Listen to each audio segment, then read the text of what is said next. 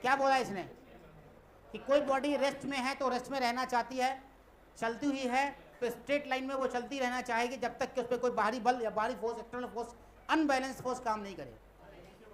कोई भी अनबैलेंस, बड़ा अंग्रेजी हिंदी तो आता नहीं, अंग्रेजी बोलता है। Everybody continues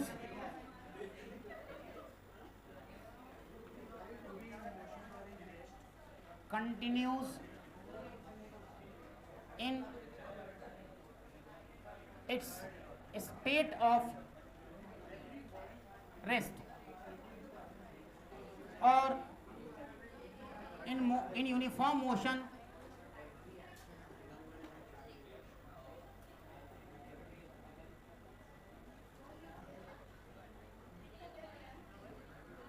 on a straight line। बात एक ही है, यूनिफॉर्म मोशन लिख दिया तो भी स्ट्रेट लाइन वही होगा। Everybody continues in its state of rest or in uniform motion on straight line until and unless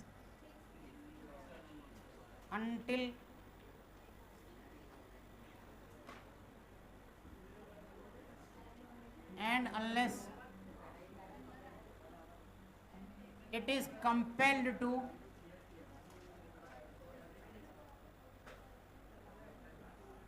change the state by applying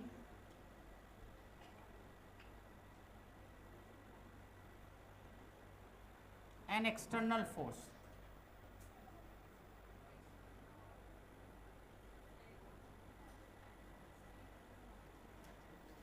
bracket में देना unbalanced external force, unbalanced external force.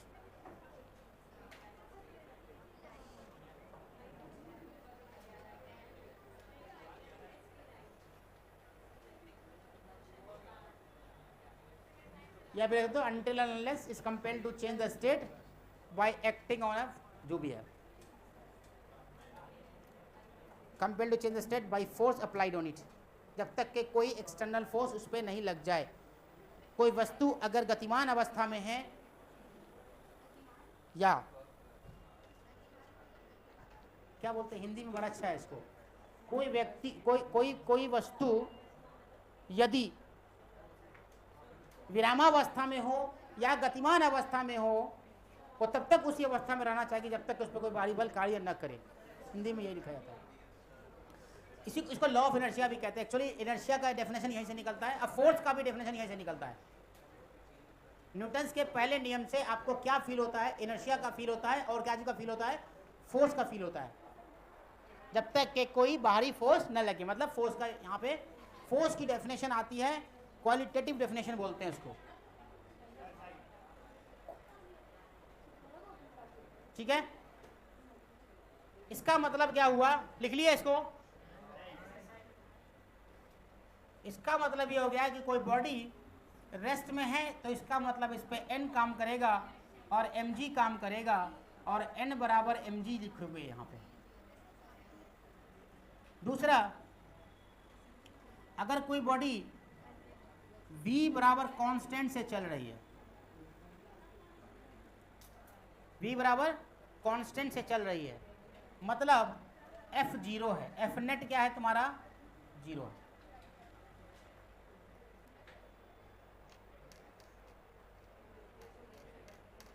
ठीक है,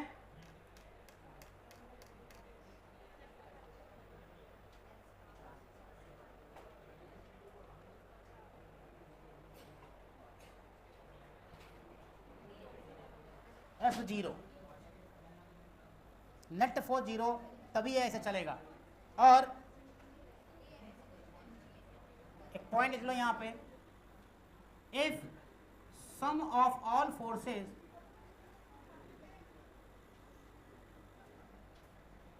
is F and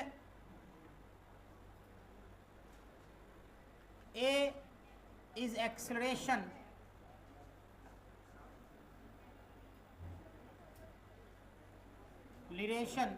A is acceleration and A is acceleration, then A बराबर 0, A equal to 0 if and only if, I double F M, if only if लिखा जाता है, F equal to 0। अगर F only if F equal to 0, तभी क्या होगा, ऐसा condition आ सकता है। Newton's first law of motion gives the definition of force, ये लिख लेना एक लाइन यहां पे। Newton's first law of motion gives the definition of qualitative force।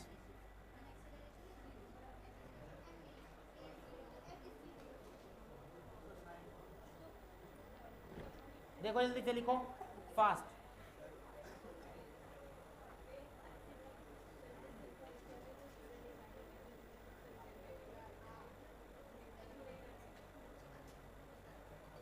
समझ गई?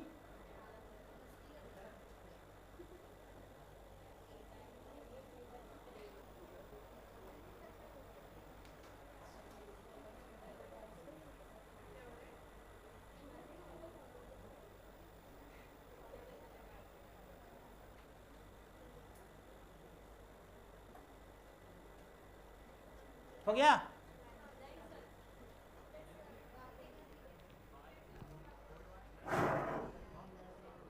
जब तक कि नीट जेई क्वालिफाई नहीं करे तब तक याद रख लेना, उसके बाद भूल जाना, कोई बात नहीं है ना। न्यूटन का पहला नियम क्लास 9th में पढ़ाया जाता है ना। अब आते हैं अपन इनर्शिया पे। What is inertia? क्या होता है इनर्शिया, कोई बता सकते हो?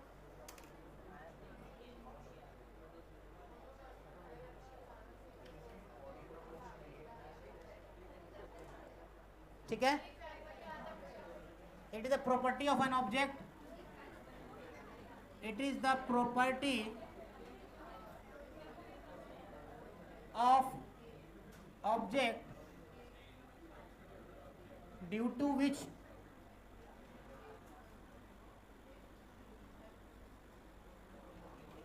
it opposes the change of क्या, स्टेट ना, change of state, change oppose the change of state, either it is motion और rest, either it is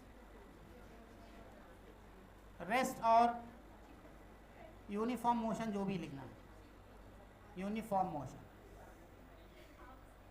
by itself, खुद के जरिए इसको चेंज करने से रोकता है। हो गया? It is the property of object due to which it opposite the change of state, either it is rest और यूनिफॉर्म मोशन बाय इटसेल्फ, खुद के जरिए इसको रोकने से मना करता है। तो इनर्शिया 3 तरीके के होते हैं। जरा हल्ला कम करोगे तो ज़्यादा सीख पाओगे, करोगे तो कुछ ना समझोगे। इनर्शिया के 3 टाइप होते हैं। इनर्शिया ऑफ रेस्ट,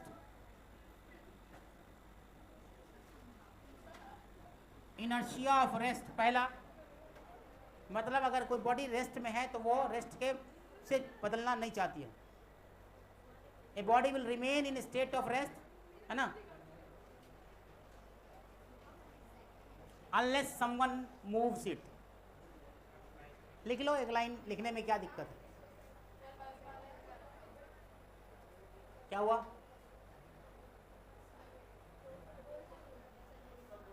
लिखा क्या? कोई भी लाइन लिखो, अपने मन से लिखो ना यार। इनर्शिया ऑफ रेस्ट में क्या लिख सकते हो? कोई भी बॉडी रेस्ट से बदलना नहीं चाहती है, बस सिंपल सी बात है। An object will remain in rest, लिख लो, an object will remain in rest, an object remain in rest, an object will remain in rest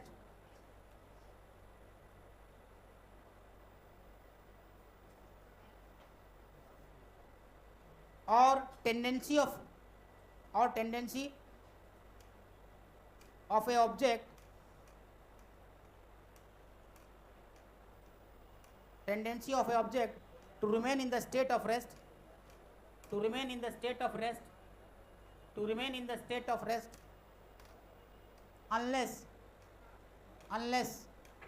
someone else moves it.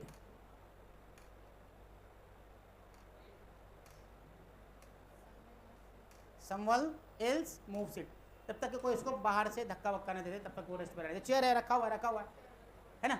अब इस चेयर को तुम क्या करोगे? धक्का दोगे तभी मूव करेगा। तो ये अपनी जगह पे रहना चाहता है। जैसे तुम लोग हो ऑलवेज इनर्शिया एंड रेस्ट में रहते हो, कितना भी कोई धक्का देके पढ़ा ले पढ़ते नहीं हो, मूवी के नहीं करना चाहते। तुम लोग बड़े वाले इनर्शिया हो,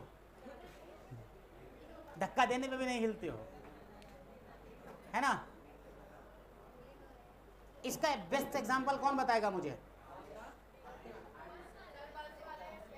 बस वाला।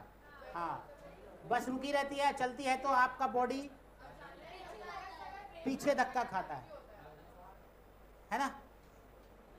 अगर कोई बॉडी रुकी हुई है, बाइक पे तुम बैठे हुए हो और अचानक से तुम्हारा साथी बाइक स्टार्ट करते हो, तुम पीछे की तरफ धक्का खाते हो। तो लिख लो एग्जांपल में, व्हेन ए बस सडनली स्टार्ट, व्हेन ए बस suddenly starts, when a body suddenly start, sitting passenger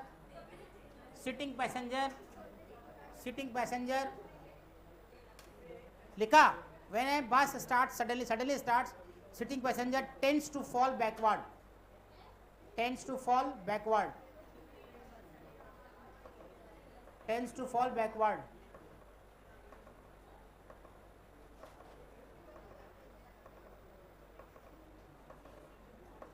second क्या होता है? Inertia of motion. Inertia of motion, inertia of motion में क्या होगा? कोई बॉडी मोशन में रहना चाहती है, बस सिंपल सा। When a force does not act on object, it continues move at the same speed. लिख लो एक लाइन जो तुमने बोला था, दूसरा वाला। सडनली बस अगर अचानक से रुक जाए तो तुम्हारा ऊपरी भाग जो होता है वो मोशन में रहता है, निचला पार्ट तुम्हारा रेस्ट में आ जाता है, इससे तुम आगे की तरफ धक्का खाते हो। लिख लो, when a force does not act, when a force does not act. तुम लोग हल्ला बहुत करते हो यार, बट बिना बोले तुम लोग चुप नहीं रहते हो। लड़की लोग आजकल ज़्यादा ही हल्ला करने लगी है, ज़्यादा ही हल्ला करने लगे तुम लोग सब मिलकर। हाँ, when a force does not act on an object, when a force does not act on an object, it continues moves at the same speed. When a force does not act on an object, when a force does not act on an object, it continues move at the same speed. Example में क्या लिखोगे?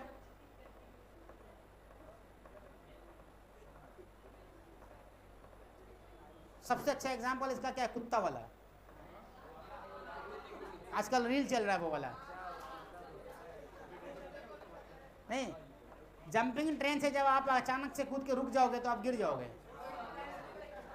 कुत्ता क्या करता है? कूदता है, साथ साथ ट्रेन के गुजर चलता है, तो गिरता नहीं है। तो कुत्ता जानता है इनर्शिया क्या है, मगर आदमी, है ना। तो लिखो, a person jumping out of a speeding train. A person example में, a person jumping out of a speeding train. Moving train, speeding train, जो भी लिखो चलेगा। मूविंग ट्रेन लिख लो। मे फॉल फॉरवर्ड। ऐसा इसलिए होता है क्योंकि उसका जमीन पर जाते के साथ बॉडी का निचला पार्ट क्या हो जाता है? रेस्ट में आ जाता है, ऊपर का पार्ट मोशन में रहता है, तो वो गिर जाता है।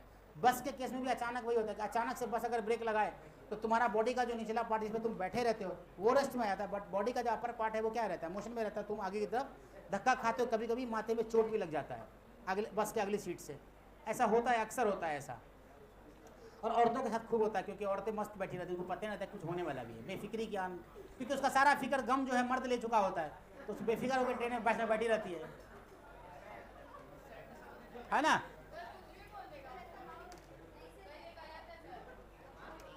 चलिए, इनर्शिया ऑफ डायरेक्शन। तीसरा, inertia of direction. Inertia of direction, inertia of direction, a body moving in a, definition लिखा देते हैं। डायरेक्शन मतलब क्या होगा, कोई बॉडी चल रही है तो वो डायरेक्शन भी बदलना नहीं चाहती है। जब भी डायरेक्शन बदलती है ना, तो तुम देखोगे कि जब तुम बैठे हुए रहते हो तो तुम ऐसे हो जाते हो ना, ऐसे क्यों हो जाते हो, क्योंकि डायरेक्शन तुम्हारा इधर ही था, इसलिए तुम इधर ही जाते हो। ठीक है, तो लिखो, a body moving in a given direction will continue, a body moving in a given direction, fast लिखो, a body moving in a given direction, एकदम नहीं पढ़ता लिखता है, कोई नहीं पढ़ता लिखता है, पीछे वाले बच्चों को तो पता नहीं, भगवान ही भला करेगा, लोग का मालूम नहीं, भगवान भी तुम लोग का भला नहीं करेगा, कि भगवान भी उसी को देता है जो कुछ करता है। और याद रखना हमेशा कि भगवान क्या, on direction, a body moving in a given direction will continue to move along the same direction, will continue to move along the same direction unless external force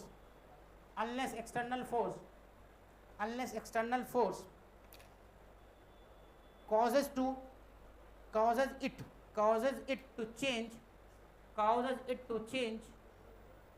it to change its direction।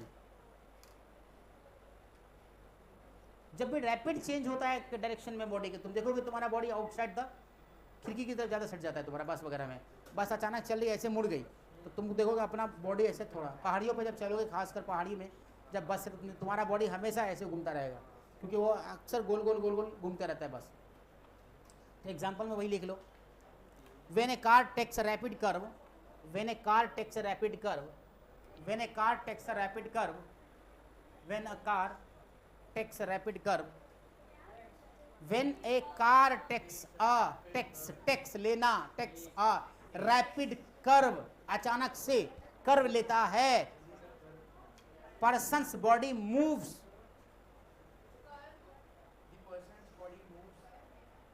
to the side। हो गया।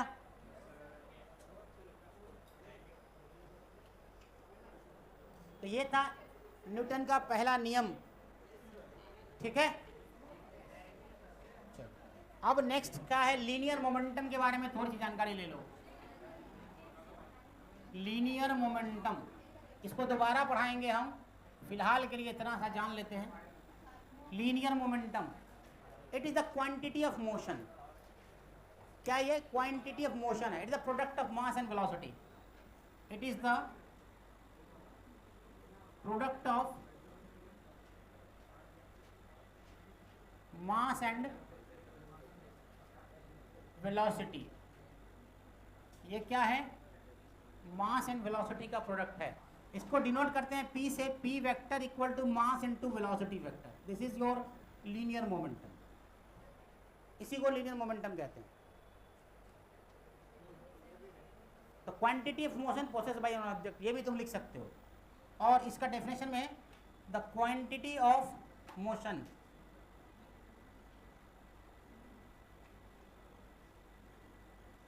Motion processed bye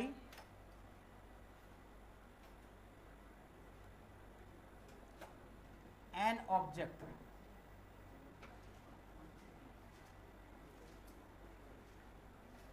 processed by an object. क्या होता है? ये vector quantity होता है। It is vector quantity.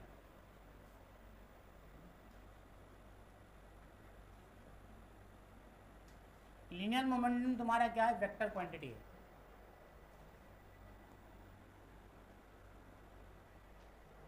ठीक है,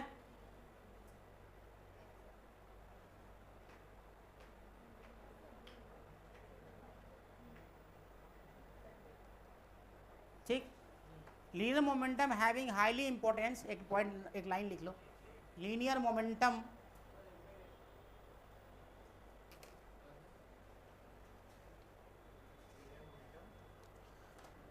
is having highly importance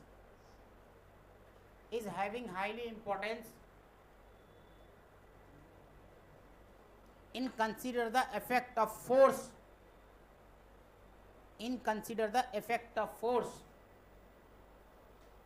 on motion, effect of force on motion, effect of force on motion, effect of force on motion.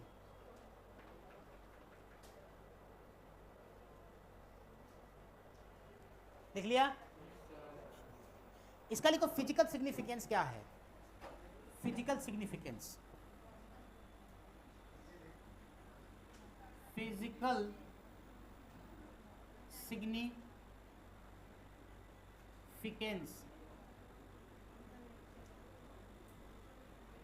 Physical significance.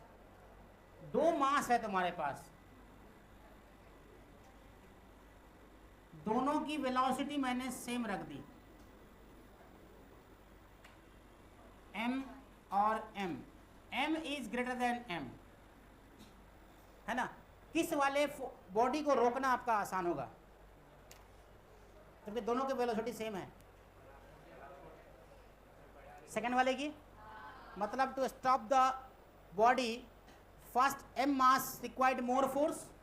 लिख लो, to stop the sphere more force required for heavier. To stop the,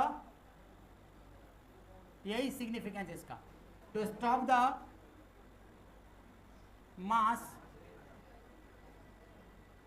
more force required for heavier than smaller, lesser, जो भी laser मास वाला. Small sphere को रोकना आसान होगा comparative to this. Change in momentum को कैसे लिखोगे? चेंज इन मोमेंटम,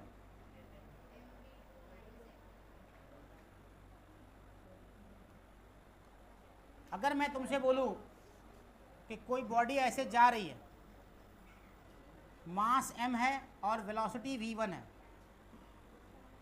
ठीक है, और फिर उसके बाद ऐसे ये मुड़ गया, मास तो वही है, वेलोसिटी अब v2 हो गई, या फिर सेम लाइन पे ही ले लो तो आसानी से बन जाएगा. थोड़ी देर के बाद मास तो वही है इसका, बट ये v2 हो गया after some time.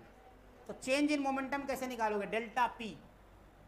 Delta P बराबर p2 vector minus p1 vector. तो v2 माइनस mv1, तुम ऐसे लिख सकते हो. डेल्टा पी बराबर pf, p2 या लिखो pf, जो भी लिखना है तुम लिख सकते हो. चेंज इन मोमेंटम,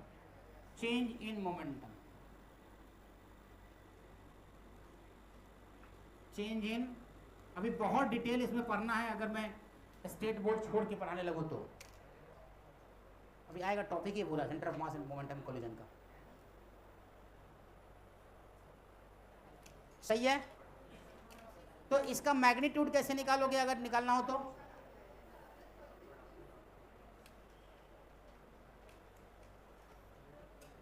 कैसे लिखोगे magnitude? Delta P equal to, delta P का मैग्नीट्यूड लिखना है under root p1 square plus p2 square minus 2p1 p2 cos theta. समझा क्या? है ना. अब अगर तुमसे कोई पूछे कि एक बॉडी है, मास 5 kg है और ये मूव कर रहा है v बराबर 10 मीटर पर सेकेंड से, तो संस्कार मुझे बताओगे इसका मोमेंटम का वैल्यू क्या होगा? कोई नहीं बोलेगा. मास 5 kg है और वेलोसिटी 10 मीटर पर सेकेंड है, तो इसका मोमेंटम कितना होगा? अब्दुल रहमान चुप के कान में कुछ बोलोगे नहीं. हाँ, कैसे? हाँ, 5 × 10 क्यों किया? फॉर्मूला है. कहाँ पे फॉर्मूला लिखा हुआ है? p बराबर मास इंटू वेलोसिटी। तो मास कितना है 5 इंटू 10 50। तो क्या होगा यूनिट क्या होगा इसका मोमेंटम का kg मीटर पर सेकेंड। kg मीटर पर सेकेंड दिस इज यूनिट। ये यूनिट है। यूनिट क्या होगा लिनियर मोमेंटम का 5 इंटू kg मीटर पर सेकेंड।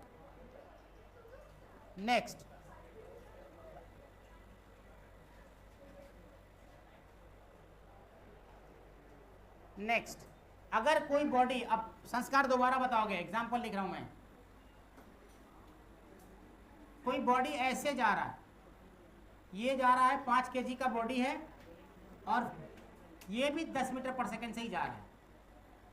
5 केजी का बॉडी ऐसे जा रहा है, एंगल 53 डिग्री। मोमेंटम बताओ इसका।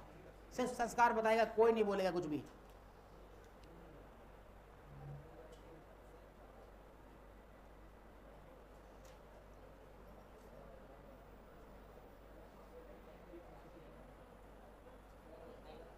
बोलो जल्दी से।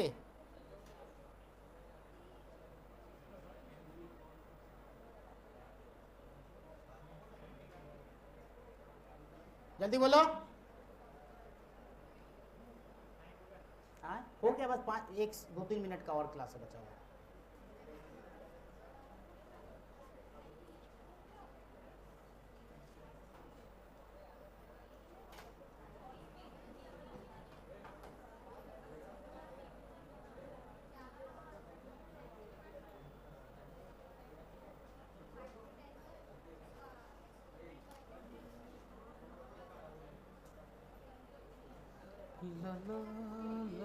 हो गया।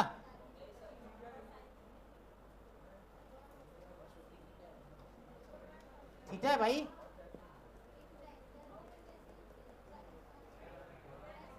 नहीं बनेगा। Vx कितना 10 cos 53 डिग्री, तो 10 इंटू 5/3 कितना आया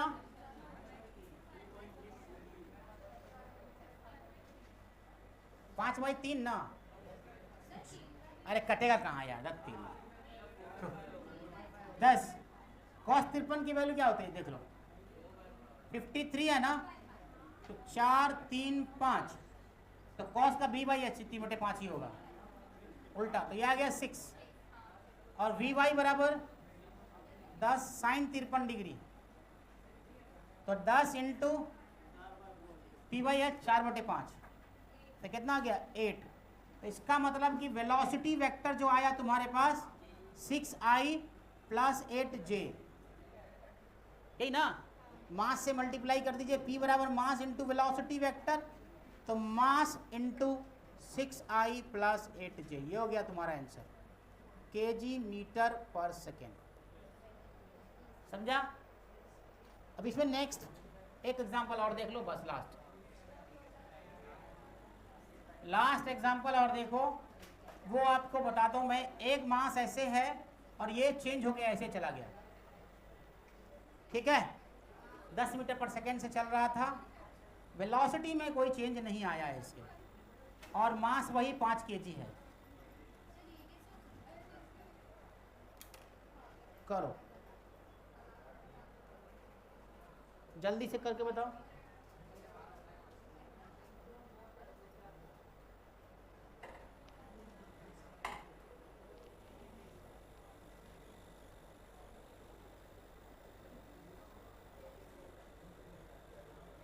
हो गया। जितना जल्दी करोगे उतना जल्दी छोड़ेंगे।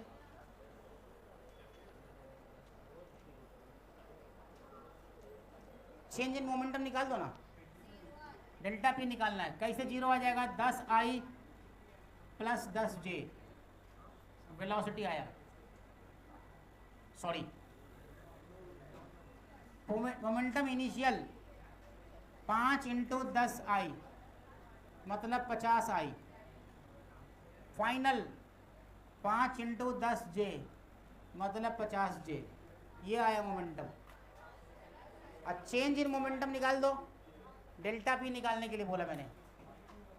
डेल्टा पी मतलब 50j माइनस 50i ना, वही हो जाएगा ना। 50J माइनस 50I, ये तुम्हारा डेल्टा P निकल गया। डेल्टा P का मैग्नीट्यूड निकालोगे तो cos थीटा cos 90 डिग्री है तो उसका कुछ पता नहीं, यहाँ से यहाँ हो रहा है ना, उल्टा हो रहा है। तो इसका मतलब क्या हो गया, ये 50 रूट गधा कहता, 50 रूट 2 है ना। अरे किधर हो रहा है, इधर हो रहा है, चेंज का डायरेक्शन। तुम खुद ही देखो ना, 50J माइनस 50I, मतलब इसको तुम उलट दे रहे हो, इसको उलट दे रहे हो, अब तब तुम्हारा डायरेक्शन किधर मिल जाएगा, इधर मिल जाएगा। समझ आया कि नहीं, है ना। चलो, today for thanks for today.